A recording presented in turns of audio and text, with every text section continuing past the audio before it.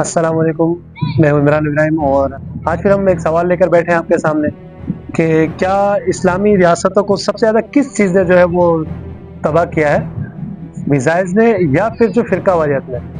तो इसका सादा सा जवाब तो ये है कि दोनों ही चीज़ों ने वक्त के साथ साथ जो है वो इस्लामी रियासतों को तबाह किया, लेकिन इसकी हम तफसीलन जो है आफ्ताब भाई से बात करेंगे। लेट्स एक्सप्लोर, बात करते हैं इस पर। देखें इमरान भाई, अगर हम बात करते हैं इस्लामी रियासतों की तबाही की, बर्बादी की, उनके जवाल की, तो इसकी तो तारीख अगर हम उठाते हैं तो वो शुरू से चलती आ रही है। हम डिस्कस करते हैं खिलाफत उस्मानिया के टाइम पे डिस्कस करते हैं। हम अगर बात करें, एक मशहूर कैरेक्टर गुजरा है तारीख में खिलाफत उस्मानिया के टाइम पर अरब में, थॉमस एडवर्ड लॉरेंस के नाम से। उसका असल नाम थॉमस लॉरेंस एडवर्ड लॉरेंस था, लेकिन वो मशहूर हुआ बाद में लॉरेंस ऑफ अरबिया के नाम से। उसका क्या किरदार था अरब के अंदर जब हुकूमत थी खिलाफत उस्मानिया की, और उसने उसको अरबी बोलता था, और ऐसी अरबी बोलता था कि आप और मैं छोड़ें, वहाँ के जो मकामी अरबी लोग हैं, अरब हैं, वो भी उसको ना पहचान सकते थे कि ये अरबी नहीं है बल्कि क्रिश्चियन है। वो बहुत अच्छी अरबी बोलता था, और उसने क्या करना शुरू किया, उसने मकामी लोगों के साथ बगावत शुरू की और ये बात फैलानी शुरू कर दी कि हम अरबी हैं, हम बेहतर हैं इनसे, और हम पर तुर्की हुकूमत क्यों कर रहे हैं, तुर्की हुकूमत क्यों कर रहे हैं। इसने ये साजिश शुरू करी थी यहाँ पर। दर हकीकत वो खुद भी अरबी नहीं था, वो अरब से नहीं था, अरबी नहीं था, वो क्रिश्चियन था, और वो बेसिकली एक साजिश थी। यूके से ताल्लुक था उसका। एग्जैक्टली, वो क्रिश्चियन था, यूके से ताल्लुक था उसका, और वो जो है इस पर एक मूवी बनी हुई है, आप क्या कर रहे हैं, हॉलीवुड मूवी बनी है लॉरेंस ऑफ अरबिया के नाम से। वो इस चीज को एडमिट करते हैं कि भाई हाँ बिल्कुल हमारा ये एजेंट था और हमने इसको इस काम के लिए भेजा था यहाँ पर। अब उसने खोखला करना शुरू किया, मतलब कहने का मकसद है कि साजिशें चलती रही। फिर कुछ अरसे के बाद एक और किरदार मुतारिफ होता है नजद से, अब्दुल वहाब नजदी के नाम से। उन्होंने क्या किया, उन्होंने सपोर्ट किया इब्ने सऊद नामी शख्स को, जिसके नाम पर अभी मौजूदा सऊदी अरबिया बना हुआ है। इब्ने सऊद को सपोर्ट करते हुए वहाँ पर बगावत शुरू की, जो कि इब्ने सऊद एक लुटेरा हम कह सकते हैं, उसको डाकू कह सकते हैं, जो घोड़ों पर चढ़कर लूटमार किया करते थे, कुरान दिखाते हैं हमें।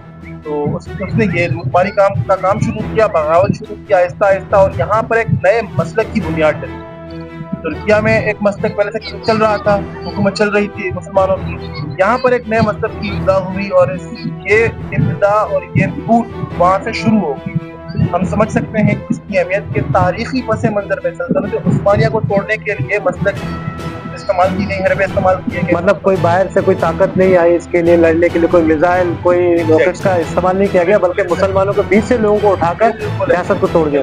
मुसलमानों को इस्तेमाल करते हुए आपस में लड़ाया गया, उनको अलग अलग मसलों में बांटा गया, उसको बादशाह के जरिए, और उसके बाद जो सल्तनत उस्मानी की अजीम रियासत, जो कि 2-3 बरे-आज़मों तक फैली हुई थी, दर्जनों ममालिक इसके अंदर शामिल थे, वो आज सुकड़ कर तुर्की की एक छोटे से मुल्क में रह गई। जी बिल्कुल ऐसा ही है। जब सल्तनत उस्मानिया को तोड़ा गया, जब वो टूटी और पीछे सिमटे अपनी तुर्की की तरफ, जब वो, तो यही अरब में जो है वो तकरीबन दर्जनों मुल्क जो है वो नमूदार हो गए, मतलब कि जिनको उन्होंने बॉर्डर वाइज, बाद में सारी प्लानिंग थी कि किस तरह जो है ना इनको तोड़ कर उसके बाद इनको बॉर्डर्स में डिवाइड करना है।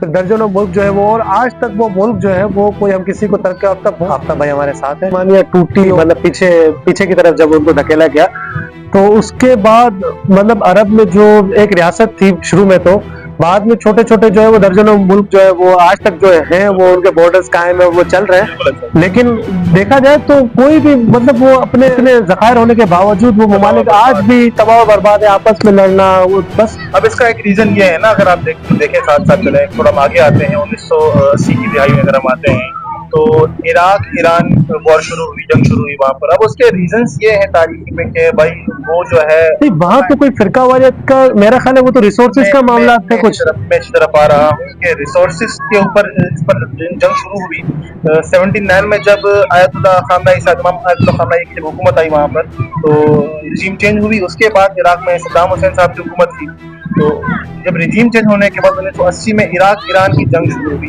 रीजन आपकी वाली बात यही है कि रिसोर्सेज पर जंग शुरू हुई थी। ईरान के जो एक सूबा है खैज़िस्तान, गालिबन जहाँ तक मैं नाम अगर से याद कर पा रहा हूँ, तो वहाँ पर तेल के बड़े ज़खायर हैं। एक तो वो डिस्प्यूटेड टेरिटरी के वहाँ पर झगड़ा था इसके ऊपर, ये हमारा हिस्सा, ये हमारा हिस्सा।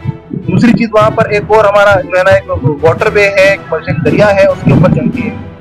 لیکن اب مزے کی بات یہ ہے کہ ریسورسز کے اوپر جنگ شروع ہوتی ہے دو مسلم ممالک کی، اور یہ 8 سال تک طویل عرصے تک کھینچ جاتی ہے۔ اب ہم سمجھتے ہیں کہ ہوا کیا کہ اس کو بعد میں جھونک دیا گیا مسلک اور فرقہ واریت کی جنگ میں۔ اچھا، ایک فرقہ طرف قطر اہل کشی رہنما ایران، اور دوسری طرف ہمارے پاس سیکولر سنی اہل سنت، جی بالکل۔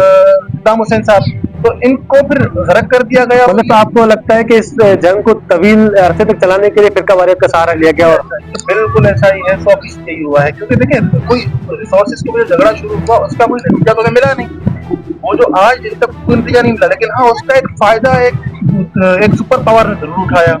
وہاں پر جب یہ جنگ چلتی رہی ہمارے پاس، ممالک کو کھوکھلا کیا گیا۔ ایک ملک سالوں تک جنگی 8 سال تک جنگ، بالکل بہت بڑا عرصہ ہے۔ آپ بھی سمجھتے ہیں کہ جب جنگ میں ملک چل رہا ہے مسلسل، تو وہ کھوکھلا ہوگا، اس کی فوج کمزور ہوگی، بالکل ایسا ہی، وسائل کمزور ہوں گے، اس کی آواز مطلب کمزور ہوگی۔ دیکھا جائے تو جو عالمی طاقتوں کا تو دونوں طرف ہی فائدہ تھا، اگر عراق کھوکھلا ہوتا تب بھی وہ فائدے میں، ایران کھوکھلا ہوتا تب بھی وہ فائدہ۔ ہوا اب ہوا کیا یہاں پر، جب یہ عراق ایران کی جنگ ختم ہوتی ہے یہاں پر بنا کسی نتیجے کے، تو پھر اس کے بعد کچھ سالوں تک امریکہ مسلسل اس کے اندر انٹرفیئر کرتا رہا، عرب کے اندر پورے کے اندر مسئلہ کرتا رہا، یہاں پر عراق میں مسئلہ کرتا رہا، اپنی شرارتیں کرتا رہا۔ 2003 میں فائنلی امریکہ نے عراق پر حملہ کر دیا، اور حملہ کرنے کی وجوہات کیا تھی کہ بھائی یہ ذخائر یہاں پر ہیں ان کے، ہم اس پر قبضہ کریں گے۔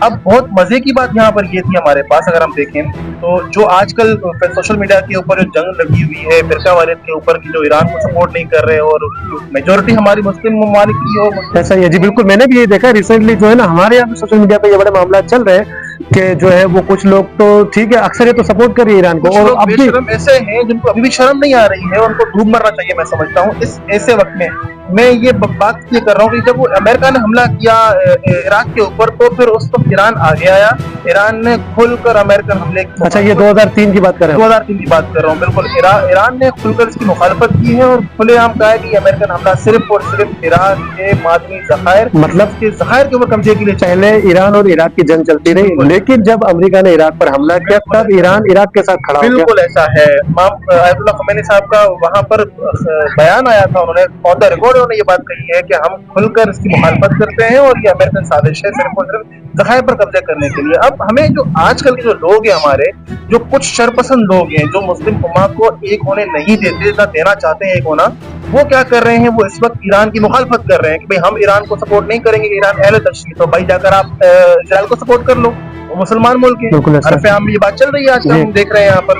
تو بس یہ ہے، سمجھنے کی بات یہ ہے کہ مسلموں کو لڑایا جا رہا ہے، فرقوں میں بانٹا جا رہا ہے، مسلک میں بانٹا جا رہا ہے، اور ہم بے وقوف لوگ کیا کر رہے ہیں، بٹ رہے ہیں، کمزور ہو رہے ہیں، اور اس کے بعد وہ آج تک آتی ہیں اور حملہ کرتی ہیں اور اپنے مفادات لے کے جاتی ہیں، رجیم چینج کر دیتی ہیں۔ ابھی جو حالیہ چل رہا ہے ایران کے اندر، اللہ نہ کرے کہ یہ ہو، اللہ اس کے لیے خیر خیریت کرے۔